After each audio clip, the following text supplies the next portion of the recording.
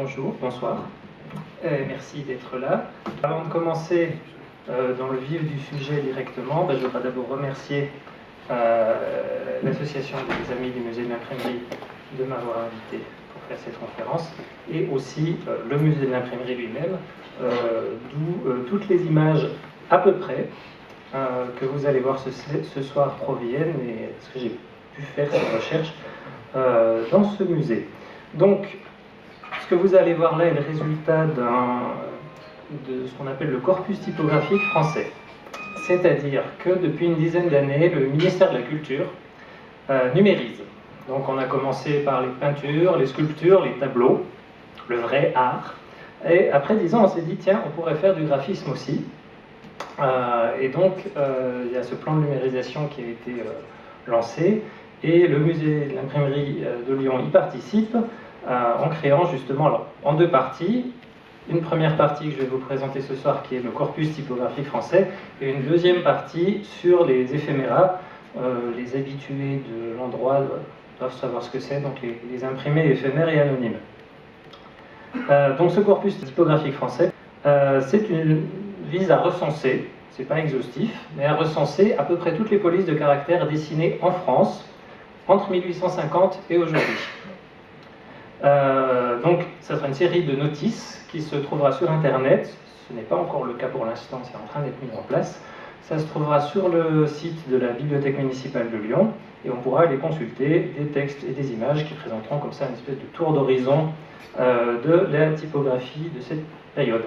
Et donc, c'est jusqu'à aujourd'hui et plus, c'est-à-dire qu'il y a un appel à contribution qui a été lancé et qui court toujours. Donc, si vous dans la salle, il y a des gens qui dessinent des lettres, n'hésitez pas à les envoyer, à tirer une page et à l'envoyer au musée. On la gardera bien précieusement et ça entrera dans ce corpus.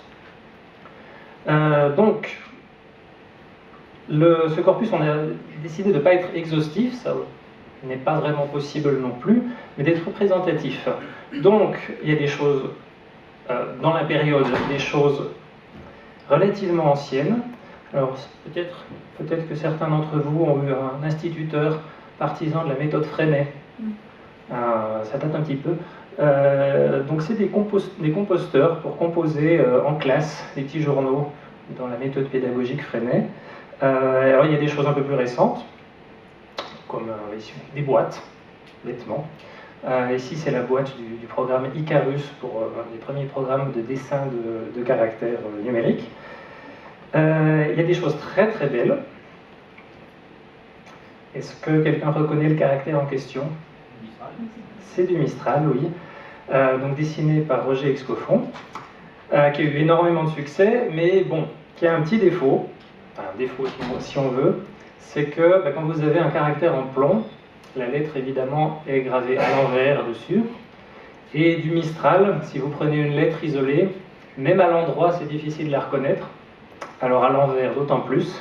Donc là vous pouvez voir que sur les caractères en plomb, il y a dans le bas, là si ça apparaît en haut, ici, dans le bas de la lettre, il y a une petite aide pour le compositeur, pour qu'il puisse se rendre compte de voir quelle lettre c'est. Parce que sinon ça fait juste une espèce de vague et on ne sait pas trop ce que ça peut bien être comme lettre. Donc dans ce corpus justement il y a des choses de différentes périodes, il y a des choses très belles et des choses un petit peu moins réussies. Comme ici, c'est un caractère, ce sont les fantasques, qui portent terriblement bien leur nom. Un d'entre vous, c'est donc la fonderie de Bernier et Peignot, qui est de loin la plus importante. Alors, je pense qu'il faudra organiser un jour une conférence sur quelqu'un qui vienne présenter l'histoire de cette fonderie, parce que c'est assez...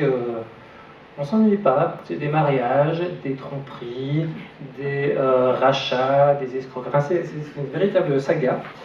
Et donc c'est un conglomérat, ils ont racheté, ça s'est fait au fur et à mesure, d'associations et de rachats de différentes fonderies. Dans les fonderies françaises, on connaît généralement bien aussi la fonderie Olive. Donc de Bernier et Peignot était à Paris. Pour Olive, on est à Marseille, qui était le plus sérieux concurrent. Et alors bon, la fonderie Olive, vous aurez l'occasion d'en entendre parler ces prochains temps au musée de l'imprimerie.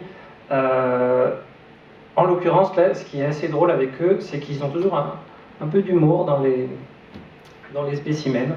Donc ici, vous avez une fausse publicité pour une entreprise pharmaceutique. Je ne sais pas si vous arrivez à lire. Le procédé biothermique Spljørdgilt en Norvège, avec son adresse française sur le boulevard Hippocrate, forcément, pour une entreprise pharmaceutique. Donc ils s'amusaient bien, généralement. La fonderie Olive, et le troisième grande entreprise, c'est aussi un regroupement de petites sociétés, c'est la fonderie typographique française. Maintenant, à partir de là, il en reste un certain nombre. Et alors, je doute, en tout cas personnellement, je n'avais jamais entendu parler avant de me plonger là-dedans, de Jacobi et Fils à Grenoble. Bon, là, c'était pas une fonderie, c'était des caractères en bois pour des affiches. Ou plus ancienne, Toré et Viré, qui était à Paris, si je ne dis pas de bêtises. Un nom difficile à porter, CH, alors je suppose que c'est Charles, mais c'est toujours abrégé, Boudin. Seulement 2 spécimens, 2 caractères, pas très bons, là vous voyez, il n'est pas extrêmement magnifique ce caractère. Les 2 sortis en 1914 et plus de nouvelles après. Bon, on peut imaginer pourquoi la fonderie en question a disparu. Poirier de Saint-Charles, rue des Catacombes, et ma préférée pour terminer, Warnery, qui avait un très joli logo. Donc, ce que je vais vous demander là ce soir de faire, c'est pas forcément évident, c'est de regarder les lettres comme si c'était des images, alors qu'on a l'habitude, et c'est tant mieux de les lire. Donc là, il faudra essayer de les regarder. Et je vais essayer autant que possible d'éviter des termes de jargon un peu particuliers, parce que donc un typographe, c'est quelqu'un qui joue avec des lettres toute la journée, enfin qui travaille avec des lettres toute la journée, et qui du coup joue avec les mots, travaille avec les mots, et a un vocabulaire un peu particulier, et dit pas mal de bizarreries. Alors j'aimerais entrer dans cette histoire à travers le vocabulaire, parce qu'il y a pas mal de mots de vocabulaire courants qui, pour un typographe, ne veulent pas dire la même chose. Tout très simple pour commencer. Qu'est-ce que c'est? Une coquille. Pour un typographe, une coquille, ça n'est pas ça, mais ceci. Monsieur Delsart, capitaine de la garde nationale, a été dévoré hier à la tête de sa compagnie. Évidemment, il faut un C à la place du V dans dévoré. Bon. En passant ensuite la coquille, il semblerait que ça soit une invention. La première fois qu'on a mention d'une coquille, c'est à Lyon. En 1556, Jean Perron publie La Dame Imprimerie, le Seigneur de la coquille et leur suppôt. Bon. L'origine, ça viendrait, alors on peut mettre beaucoup de guillemets, ça viendrait que le pèlerinage à Saint-Jacques de Compostelle, où l'on revient avec une coquille Saint-Jacques, généralement, était fait en rémission d'une faute. Quand on avait fait une faute, un péché, on faisait un pèlerinage à Saint-Jacques. Et apparemment, l'expression viendrait quand un compositeur faisait une faute, faisait une coquille, on l'envoyait à Saint-Jacques, en guillemets, on l'envoyait récupérer ses coquilles et corriger ses erreurs. Bon, c'est pas assuré comme origine. Bon. C'est pas quand on oublie le cul? Ça peut aussi être une solution si vous enlevez la lettre Q à l'intérieur du mot coquille, vos phrases peuvent avoir un sens très différent.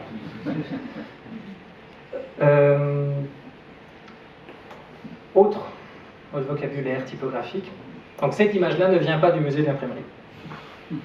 Évidemment. Qu'est-ce que... C'est un bourdon. Par exemple, le ministère vient de nommer une commission pour éluder la question.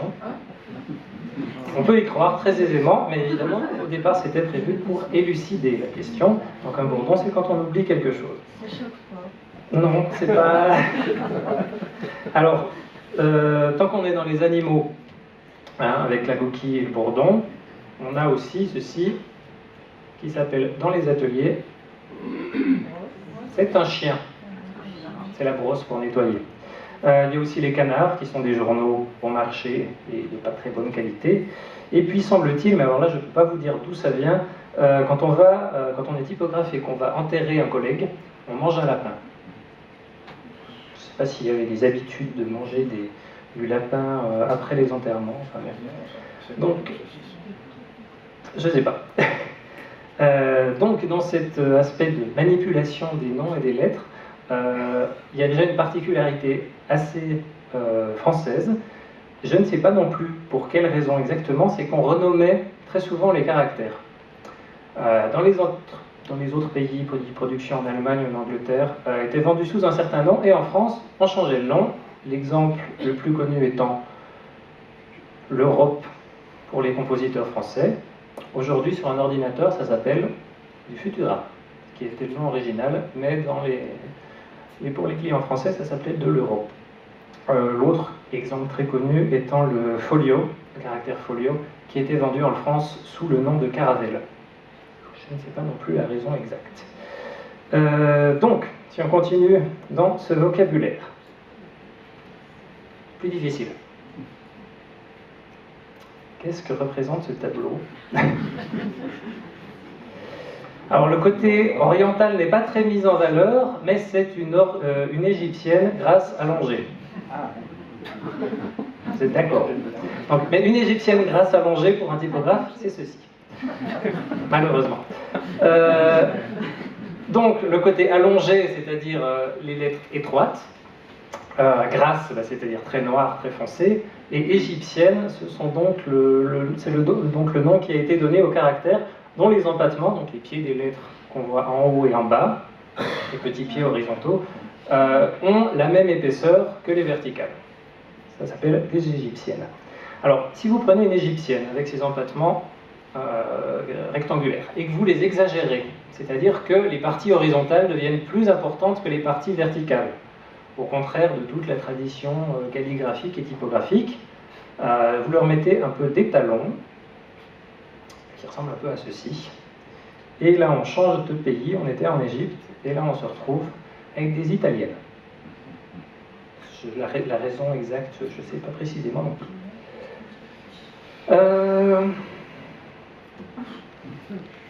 Qu'est-ce que c'est, selon vous? Bon, une vache, évidemment, mais plus précisément.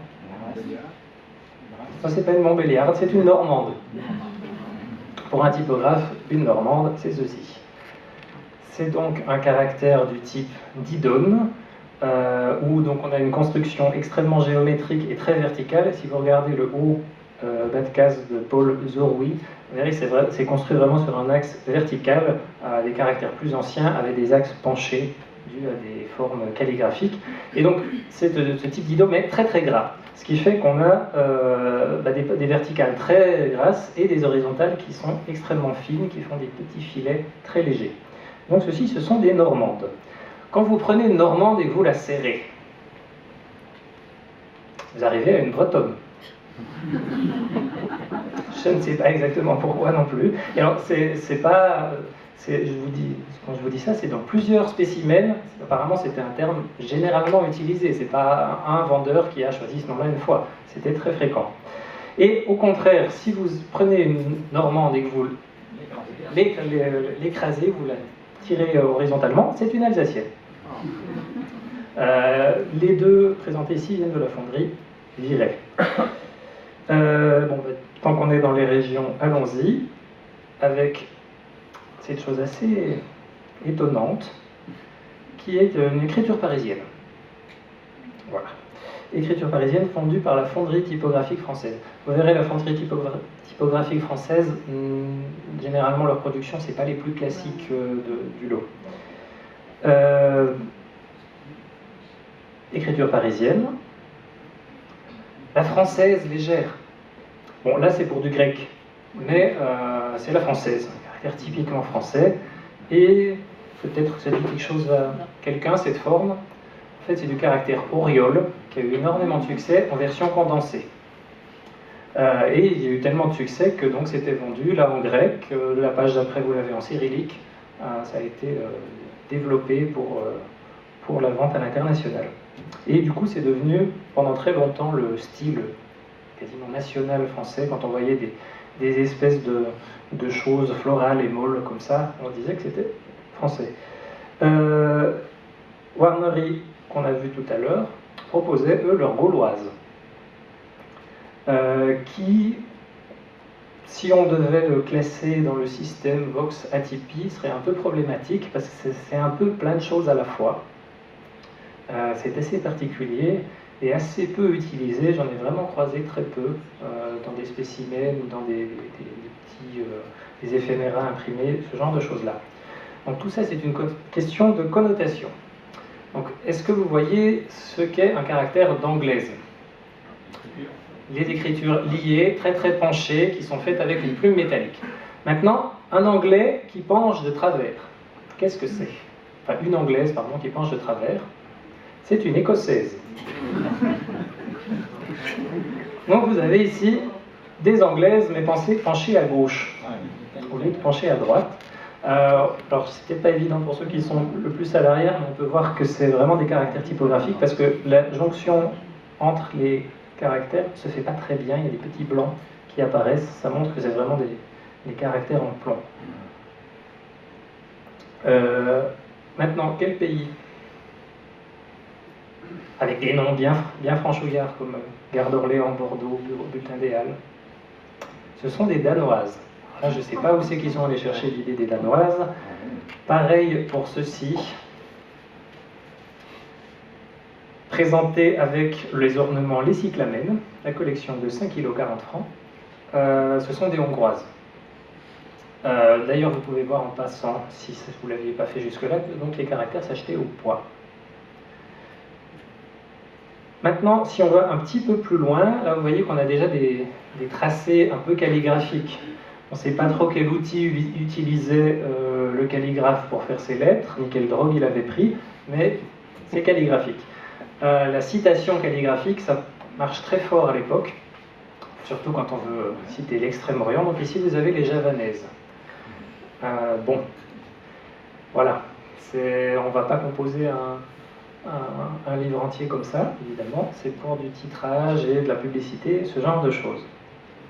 Et quand vous faites des choses qui n'ont aucun coup de plume, aucune référence historique, qui n'ont aucune connotation, comme ça, qui sont vraiment bizarres, c'est pas vraiment calligraphique, c'est pas vraiment géométrique, c'est un peu beaucoup de choses à la fois, donc à ce moment-là, il faut aller chercher très très loin, ce sont des babyloniennes. Alors ça c'est une option, donc pour vendre des caractères, c'est de leur donner des noms bien stricts d'un pays qui connote beaucoup. Mais le commerce est international, donc c'est beaucoup plus intéressant d'essayer de faire des caractères qui puissent se vendre partout, à travers le monde, et plaire partout. C'est le cas de ce caractère très connu, qui est l'univers. Si vous allez visiter le musée de l'imprimerie, vous en avez des planches dans la salle, la dernière salle au 3e étage, qui donc est le premier caractère dessiné pour la photocomposition.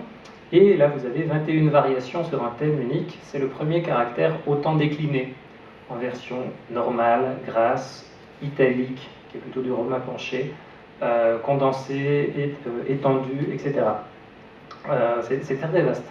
Et donc, ça a été réalisé pour De Berny et Péniaud par Adrien Frutiger entre 1954 et 1957, mais il y avait eu des précédents, avec le nom Univers.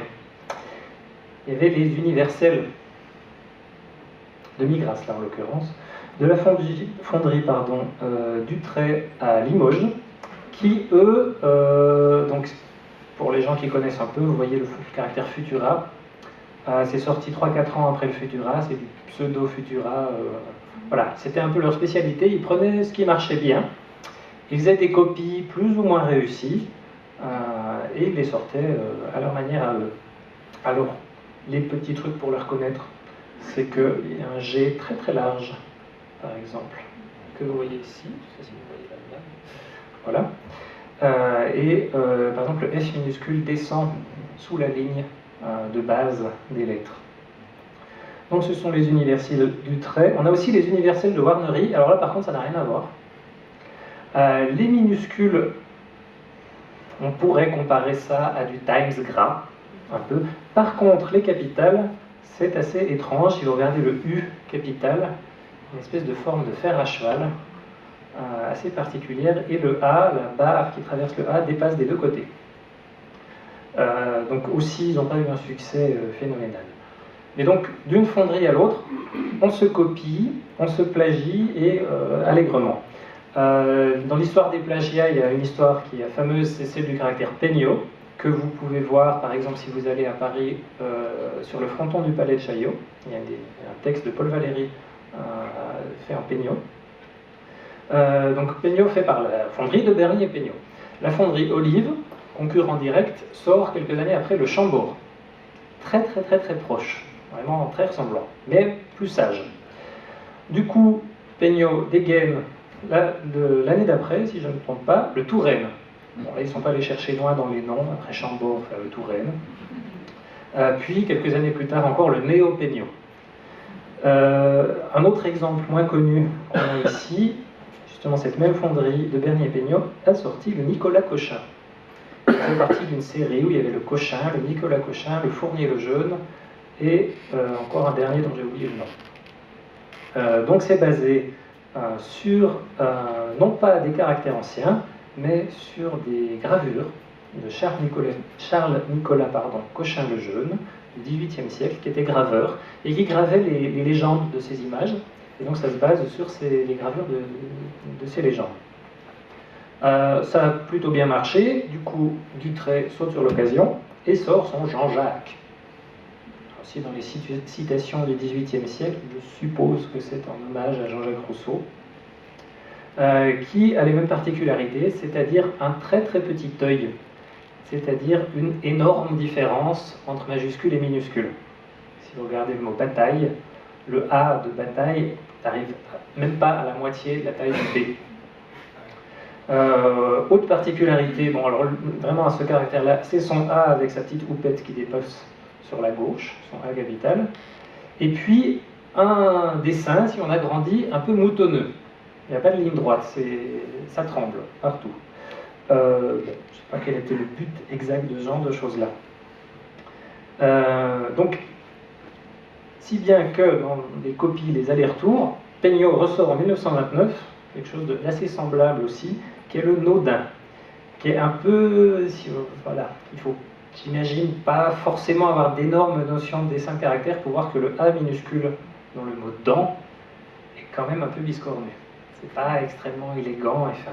L'italique, il se rattrape un peu parce que c'est vigoureux, c'est frais, enfin il y a un peu quelque chose comme ça, mais voilà, c'est une certaine sorte de caractère bon, qui n'a plus tant de succès aujourd'hui, on voit plus trop de choses faites comme ça. Donc le dessin est volontairement maladroit, et il ne faut pas le confondre, il y a un caractère qui ressemble beaucoup, qui est le Tradition, fait par la fonderie Berthold, en Allemagne. Donc vous voyez, même entre les pays, on pouvait se copier joyeusement. Tout ça vient d'une tradition, si on peut dire, de quelques décennies où le 19e siècle, pas que en typographie, dans à peu près tous les domaines d'art graphique, d'ameublement, d'architecture, où on copie les siècles passés et on fait du pastiche. Du pastiche plus ou moins bien fait, parfois un peu ridicule, comme la fonderie Bertrand, qui nous propose ce XIIe siècle. Alors, évidemment, jamais personne n'a écrit comme ça au XIIe siècle. En plus, il s'amuse à mettre au milieu avec un Y, enfin, pour faire un peu ancien, des petites bouclettes un peu partout. C'est du pur XIXe siècle que ce genre de choses. Il y a des copies. Alors justement, la notion de copie va devenir de plus en plus floue au fur et à mesure que j'avancerai. Parce que, en fait, dans toutes ces fonderies, là c'était les choses un peu originales, mais dans la base, le fond de ce qu'ils proposaient, c'était la même chose. Chacun avait son caractère, entre guillemets, Didot. Chacun avait son caractère, entre guillemets, Elzévir, et c'était le même nom dans les différentes entreprises qui les vendaient, mais il y a pas mal de différences d'un à l'autre. Donc là, ce que je vais vous montrer, alors là c'était la partie sympathique jusqu'à maintenant, maintenant il va falloir se concentrer. Ce que je vais vous montrer là, c'est donc des caractères qui ne sont pas du tout d'avant-garde, généralement ils ne sont pas dans des livres d'histoire de la typographie. Ce sont toutes des copies, des plagiats, des erreurs comme ça, enfin des inspirations très grandes l'un de l'autre. Ils sont très banals, c'est vraiment des caractères pour de labeur, pour le texte courant, le tout venant, et vraiment fades pour certains, ils n'ont vraiment aucune particularité. Et ce qu'ils ont tous en commun, ce qui est assez important, c'est qu'ils sont anonymes. On ne sait absolument pas qui les a dessinés, qui les a gravés. C'était des employés anonymes des fonderies. Donc, je vais vous montrer des caractères de type Elzévir. Alors, l'année dernière, si certains étaient là, il y avait une conférence sur Louis Perrin qui a lancé au milieu du XIXe siècle, en publiant les inscriptions antiques de Lyon d'Alphonse de Boissieu, un caractère qui sont donc les Augustaux, qui va lancer un mouvement qui s'appelle le renouveau elzévirien. La particularité de ce mouvement, c'est que jusque-là, l'histoire de la typographie, ça a été relativement linéaire. On avait une évolution d'un caractère qui chasse l'autre, etc. Et là, c'est la première fois où on reprend des caractères très anciens, on saute de plusieurs générations et on essaye de faire aussi bien qu'eux, de les rééditer, de les ressortir. Donc c'est un retour vers le passé, un passé plutôt mythologique, mais un passé glorieux. Donc ici vous avez ces Augustaux de Perrin, qui sont assez maigrelets, mais ça c'est courant dans les caractères du XIXe siècle, et qui ont comme particularité, s'il fallait en trouver une petite, parce que c'est très très sobre, hein, c'est très banal comme lettre, c'est les empattements. Donc les pieds des lettres sont très très petits. Si vous prenez un N minuscule, ça dépasse à peine de chaque côté. C'est très très léger. Donc il va inspirer beaucoup de monde. Tout d'abord son élève, Théophile Baudoir. Donc Baudoir était le directeur de la Fonderie Générale, une fonderie assez importante à la fin du XIXe siècle, et c'était vraiment le synonyme de la qualité. En gros, au XIXe siècle, on marquait Baudoir quelque part, ah c'est bon, les gens ne prenaient même pas la peine de regarder, si c'était signé Baudoir, c'était bien. Et du coup, le service commercial de la fonderie avait un travail très très largement facilité. Mais donc celui-là, c'est peut-être le moins classique finalement de ces caractères. Ça ressemble un peu à de l'italique redressé. Si vous regardez le Y, par exemple dans type, c'est un Y d'italique, ça c'est pas un Y de romain. Et il est droit. Alors le A a un ergot assez bizarre sur la droite, le A minuscule. Le F descend sous la ligne de base aussi, ce qui est le cas généralement des italiques. Et si vous regardez un N minuscule ou un M, au lieu d'avoir, par exemple pour le M, au lieu d'avoir 3 empattements en bas, le dernier, fait une petite boucle qui sort sur le côté, ce qui est aussi une particularité d'italique. Alors là, sur la gauche, vous pouvez voir le spécimen, une page entière. C'est un peu fatigant à la longue, quand on les feuillette l'un après l'autre, c'est qu'il fallait justifier du travail qu'on fait. Donc là, on cite Nicolas Janson, et en bas, Firmin Didot. On mettait des noms. Voilà, il fallait mettre des noms de grands noms. Les grands noms de la typographie, ça faisait sérieux, au cas où on en douterait. Un autre Elzévir, ici, de la fonderie de la veuve David, qui est aussi assez pâle, qui par contre est dans ce qui s'appelait à l'époque le goût hollandais, c'est-à-dire que là par contre l'œil est très grand, c'est-à-dire il y a peu de différence entre majuscule et minuscule. Si vous regardez le B de abandonne, la montante elle n'est vraiment pas beaucoup, hein. Ça dépasse à peine du corps de la lettre, donc ça c'est une particularité de celui-là. Il est aussi assez serré, et les capitales sont un petit peu carrés, c'est pas très très très beau, pas très élégant je veux dire, après c'est des questions de goût. Et par contre l'italique dans Iphigénie en tauride, là par contre il s'est laissé aller le dessinateur, hein, c'est une petite bouclette. Bon. Et puis évidemment, on n'hésite pas là aussi à reconvoquer dans le spécimen des vieilleries depuis longtemps tombées en désuétude. Si vous regardez dans Au destin, tu me prives encore, les S sont des S longs. Ça faisait quelques décennies, voire siècles, qu'on n'utilisait plus de S longs pour composer les textes, donc ce qui ressemble beaucoup à un F sans barre. Mais là, ils les ont sortis, ils les ont fabriqués pour faire, parce que ce qui est ancien est bien, forcément. Un autre Elzévir, qui alors lui, serait bien embêté pour trouver quelque chose de distinctif, parce que vraiment, il n'y a aucune lettre qui sort de l'ordinaire. C'est très très classique, et peut-être, ça dépend des opinions, mais c'est peut-être ça qui fait un bon caractère de texte, c'est quand justement il n'y a rien de distinctif. on n'y fait pas attention, on le lit et on ne le regarde pas. C'est aussi un peu le cas de l'Elzévir Janet. Alors les deux derniers, là, Jouot et Janet, je me suis aussi retrouvé face à un problème un peu particulier, c'est que les fonderies de caractères Jouot ou Janet, ça n'existe pas. Les deux pages qu'il y a là ne viennent pas de spécimens de catalogue de fonderie, mais d'un catalogue d'imprimeur. Donc, en cherchant un petit peu, apparemment Jouot, c'était une maison d'édition bibliophilique. Alors peut-être que ce caractère, ils l'ont fait gravé spécialement pour eux, pour leurs éditions, et qu'eux seuls l'utilisaient. C'est possible, d'autant plus qu'il n'y a que 3 corps. C'est-à-dire qu'il y a du 11 points, du 7 points et du 12 points. C'est-à-dire ce qu'on utilise généralement pour le texte courant, 11 et 12 points, et le 7 points pour les notes de bas de page, pour composer des livres de bibliophilie. Mais c'est tout, il n'y a pas d'autres dimensions. C'est quand même assez mystérieux. Et là, aucune idée d'où peut venir ce nom de Elzévir Janet. Et ça, c'est ce qui se passe souvent. C'est que dans les catalogues d'imprimeurs, c'est qu'ils renommaient les fontes. À peu près, à coup sûr, les caractères d'anglaise, qui étaient très appréciés pour les cartes de visite, se retrouvaient avec le prénom de la fille ou de la femme de l'imprimeur. Parce que ça vient de donner des lettres anglaises, puis avec des bouclettes, on donnait des prénoms féminins généralement, donc on n'allait pas chercher bien loin. Parfois, certains fondeurs vendaient plusieurs Elzévirs. Ici, vous avez la fonderie Turlot,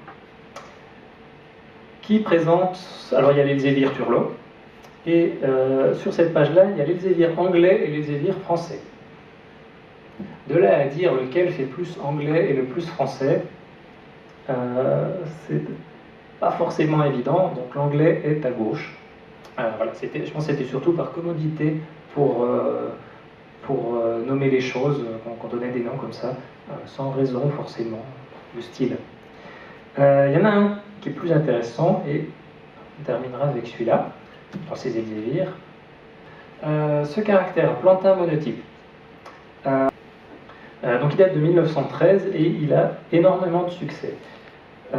Donc ça c'est le plantin britannique, on va dire, et la fonderie typographique française a fait son plantin aussi. L'Elzévir plantin. Et bien sûr, on n'hésite pas à nous parler d'une fidèle reproduction de la gravure du célèbre imprimeur du XVIe siècle. C'est ce qu'ils disaient tous, hein, c'est toujours une fidèle reproduction, même si vous voyez que les différences sont assez grandes d'un à l'autre. Peut-être dans le mot plantin, c'est plus évident, ça fait peut-être penser à un caractère qu'on voit très souvent, très couramment, à peu près tous les jours, qui est le Times New Roman, qui doit être aujourd'hui à peu près le caractère le plus utilisé au monde, probablement, qui prend très peu de place en largeur, donc c'est pour ça qu'il est apprécié aussi, on économise du papier, et qui surtout était, je ne sais pas si c'est toujours le cas, quand on ouvrait le logiciel Word, il était là par défaut, donc la plupart des gens ne changent pas, ils prennent ce qu'il y a, et ça aide à son succès.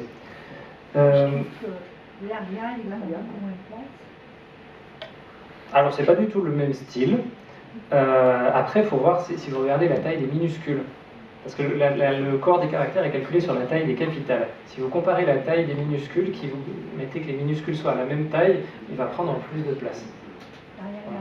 Oui, parce que le Times, si vous regardez aussi, il a aussi un très grand œil, c'est-à-dire très peu de différence entre majuscules et minuscules. Les montantes montent assez peu.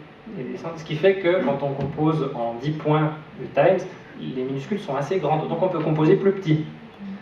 Donc c'était un caractère destiné pour un journal où justement on essayait de composer de petit et serré.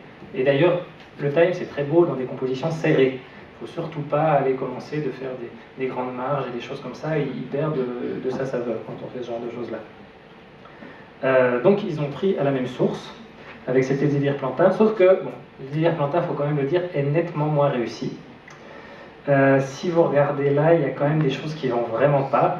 Et le D majuscule, dans Cycle des temps par exemple, est en train de fondre. Il coule sur le côté, je ne sais pas ce qui lui arrive. Si vous prenez un C minuscule ou un E un petit peu moins, on a l'impression qu'ils lui ont croché il a un crochet sur le côté et un cerf-volant qui tire vers la gauche en haut. Il a l'air de retenir un peu l'avancée du texte. La graisse est un peu irrégulière, des fois c'est gras, des fois moins, des fois de nouveau, c'est un peu particulier. Et puis voilà, il y a des caractères qui sont étonnamment larges, par exemple le E minuscule, alors que le A est très étroit. Enfin, c'est pas un caractère extraordinairement magnifique. Donc, ce qui est particulier dans tous ces caractères qu'on vient de voir, c'est donc qu'ils étaient vendus sous le même nom. Des Elzévirs, vous en avez des dizaines. Des Garamond, pas que dans les fonderies françaises, mais des Garamond, il y en a pas mal aussi. Donc c'était toutes des copies, des réinterprétations. Mais ce qu'on voit surtout, c'est que un Garamond du XVIe siècle, ça a l'air du XVIe siècle. Enfin, les Garamond vraiment gravés par Garamond. Les Garamond du XIXe siècle, ça fait très XIXe siècle. Et à coup sûr, les Garamond numériques d'aujourd'hui, quand on les regardera dans 50 ou 100 ans, ça fera très début XXIe siècle, probablement. Même si la plupart des gens qui redessinent les caractères anciens font des dossiers de 50 pages pour expliquer que oui, je suis enfin arrivé à faire une copie exacte et parfaite. Finalement, est-ce que ça nous intéresse vraiment que la copie soit exacte et parfaite? Ce qui nous intéresse surtout, c'est que les lettres soient belles et faciles à lire. Donc ce name dropping, on envoie des noms prestigieux pour faire bien au XIXe siècle. Je pense qu'on devrait pouvoir s'en passer aujourd'hui. Un bon caractère n'a pas besoin d'avoir des références historiques pour être bon. Et donc, un petit peu plus, on peut repartir à des choses un peu plus légères maintenant. Donc, vous voyez, il y a beaucoup de copies, de faux, parce qu'on peut considérer les typographies comme un art. Et si on regarde dans un dictionnaire étymologique, l'art, ça a la même origine qu'artifice. C'est le contraire de la nature, l'art. C'est forcément, et par définition, c'est faux. Ce n'est pas la vérité, la nature, c'est forcément faux. Et donc, les fondeurs, là vous allez voir le sommet de leur art, avec, par exemple, la fonderie Warneret, qui propose de la fausse machine à écrire. C'est-à-dire des caractères en plomb, à composer dans des ateliers d'imprimerie, mais qui ont l'air de caractères de machine à écrire. Et pour pousser le détail, on met même des ratures, des lettres barrées, pour être sûr que ça soit... Alors c'était très très apprécié pour faire les circulaires, entre guillemets, personnalisés. C'est le même genre de choses qui est apprécié dans ce caractère stylo. On a régulièrement dans les boîtes aux lettres des petites cartes d'agences immobilières qui cherchent à acheter dans le quartier, avec des lettres qui ressemblent beaucoup à ça. Si vous regardez rapidement de loin, encore aujourd'hui, ça a l'air d'être fait à la main, la petite signature, le petit texte et la signature. Mais si on regarde un peu plus près, c'est étonnant, tous les E sont identiques, par exemple, ce qui démontre quand même que c'est donc des caractères aujourd'hui numériques. Mais là, c'était des caractères en plomb. Donc ce caractère qui s'appelle stylo. Après, on peut aussi avoir des décalages chronologiques qui peuvent apparaître, des choses assez anciennes qui ont l'air beaucoup plus récentes. Deux exemples ici. Vous avez les pyramidales à gauche ou ce caractère à droite. Donc les pyramidales, enfin la page de gauche qui vient d'un spécimen Turlot de 1878. Donc ce sont bien les années 70, mais du 19e siècle, malgré ce qu'on pourrait croire. Et alors, celui de droite n'est pas daté, mais c'est aussi dans ces années-là, fin 19e siècle, avec les bas de la lettre un peu semelle compensée et pattes d'éléphant. Après, dans le genre de décalage chronologique, on peut aussi voir des cycles de graphisme. Par exemple, cette fausse publicité pour les vins Nicolas, composés en vulcain, à des formes géométriques, des surimpressions. Si vous regardez les affiches qu'il y a dans la rue ces dernières années, il y a beaucoup de formes géométriques et de surimpressions. Ça ne paraîtrait pas forcément extrêmement vieillot et décalé si vous sortiez ça aujourd'hui dans un atelier de graphisme. Et pourtant, donc, ça date des années 30. Alors, plus frappant, vous avez par exemple les lettres angulaires. 130 ans au compteur. Et si vous les mettiez dans un catalogue des Californiens d'émigrés, qui est une fonderie californienne ils sont des années 90 et début 2000, qui ont leur heure de gloire, ça ne ferait pas tâche. Ça ressemble terriblement à ces caractères, entre guillemets, on peut dire postmoderne, mais ça ne veut pas dire grand-chose dans ce cas-là, ou en général peut-être aussi. Et pour terminer dans cette série, un autre caractère, mais alors là c'est quelqu'un, quand je vous disais que quand on veut parler d'une autre époque, on parle surtout de la sienne. Reportage au XXe siècle, et pourtant c'est assurément des années 70, il n'y a aucun doute là-dessus. Donc un caractère qui s'appelle l'hypnose, par Jean Alessandrini, qui devait aussi prendre quelques substances illicites. Donc, après avoir vu toutes ces lettres, je pense que vous devriez être convaincu que la lettre est une image. Que dessiner une lettre, ça peut se dessiner, que la limite entre les deux, alors là, dans ces cas-là, elle est encore plus mince. C'est qu'une lettre, ça se dessine. Donc là, vous avez des formes toutes faites. Ce qui est très pratique quand vous êtes imprimeur, par exemple, vous faites beaucoup de cartes de visite. Si vous devez composer à chaque fois monsieur, ou madame, ou avenue, ou ces choses, enfin, ces mots qui reviennent tout le temps, ça vous perdez du temps. Donc les fondeurs vendaient directement les noms déjà tout faits. Et comme on pouvait les fondre en une seule fois, on pouvait faire ce qui est très difficile à faire en typographie avec les lettres mobiles, c'est par exemple d'avoir des morceaux de lettres qui passent par-dessus d'autres. Quand on grave tout en une fois, on fait un bloc et on peut se permettre des formes un peu plus joyeuses comme ici, avec parfois des formes, par exemple sport, style purement art nouveau, tout en arrondi. Aujourd'hui, le mot sport, on ne le mettrait peut-être pas forcément dans ce style-là. Et donc, pour terminer, je vais vous montrer des images.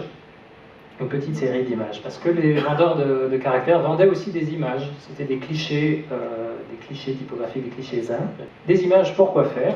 Des images toutes faites pour les imprimeurs, pour des usages très très pratiques. Comme les papiers d'emballage. Quand on va acheter son pain ou qu'on va chez le boucher, souvent ce qu'on achète nous est donné dans un petit sachet avec des jolies images dessus. Donc là, vous avez tout le matériel qu'il faut pour des bouchers, charcutiers, des boulangers, et parfois des mots qui peuvent sonner un peu bizarres, comme société de consommation. On imprimait société de consommation. Aujourd'hui, ça serait peut-être plutôt association de consommateurs qu'on dirait avec les termes modernes, je pense. Alors certains fondeurs étaient plus politisés, clairement. Donc pour les en-têtes de lettres du parti, avec marteau et faucille, qui n'ont pas leur position habituelle, et une étoile qui guide le prolétariat vers le grand soir. Donc des galvanos modernes qu'on pouvait acheter et imprimer. Ça c'est probablement fait pour des en-têtes de lettres. Mais généralement, le côté politisé était assez peu présent et il fallait avoir de la clientèle, donc on ratissait large, avec des thèmes qui marchent bien, comme le sport. Donc les noms ont changé aussi depuis l'époque, le football rugby et le football association, il y a plutôt le rugby et le football, et avec aussi une chose qui aujourd'hui a bien changé, c'est que vous voyez par exemple, disons celui qui se repose en s'appuyant sur ses genoux, on l'a en 3 tailles, point. Si on le veut un petit peu plus grand ou un petit peu plus petit, comme on fait aujourd'hui très facilement avec un ordinateur, et bien là c'est pas possible. C'est cette taille-là ou celle-là, point final. On a aussi des catalogues entiers qui nous proposent des couronnes, des décorations militaires, alors c'est des couronnes de laurier, mais on a aussi à peu près toutes les familles royales d'Europe ont leur page avec les différents formats de drapeaux, etc., de toute l'héraldique. Ça fournissait pas mal. Les médailles aussi, surtout pour les médailles d'exposition universelle, avec parfois des tricheries, par exemple.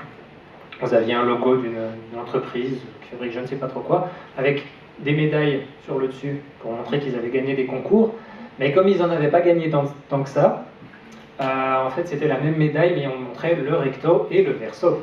Donc on voit les deux côtés, ce qui permettait de doubler le nombre de médailles.